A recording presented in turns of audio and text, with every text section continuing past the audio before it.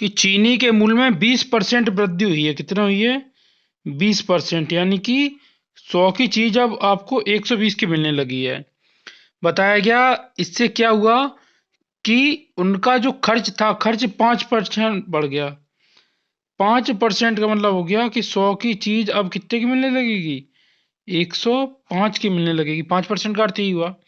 अब आप इस टाइप में ये देखिए कि जितनी वृद्धि होती है किसी भी चीज के मूल्य में, खपत भी उतनी बढ़नी चाहिए, लेकिन हो क्या रहा है?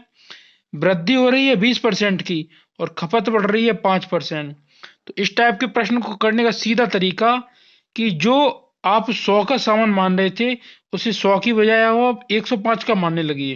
जितनी वृद्धि हो रही है उसका, तो 105 की चीज अब कितने की आने लगी है? 120 की आने लगी है। यानी कि अगर इसे हम काटना चाहें 15 से, तो ये 7 बार और ये 8 बार।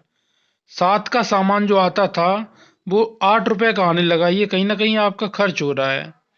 अब खर्च और खपत मतलब अब उस चीज का यूज कितना करेंगे। याद रखना, जो खर्च होता है और खपत ये एक दूसरे को उल्टे होते हैं।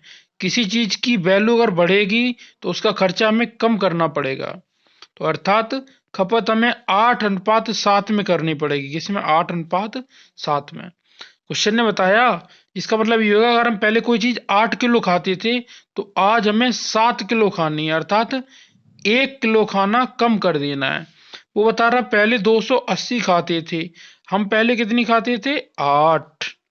चाहिए क्या वर्तमान में? अंतर कितना कम करना है? तो 1। 8 से काट दीजिए, 8 तिया 24 और 8 पंच 40, तो 35 एकम 35। वर्तमान में हमें 35 किलोग्राम उस आइटम को कम खाना चाहिए। तो इससे हमारी केवल खर्च 5% बढ़ेगा। मेरी बात आप समझ रहे होंगे। समझ में आई? वीडियो को लाइक कीजिए, और अगर नहीं समझ में आया तो एक बार रिवर्स कर दीजिए वीडियो, आपको फिर से समझ में आ जाएगा। प्रारंभ से देख लीजिए। जय हिंद, वंदे मातरम।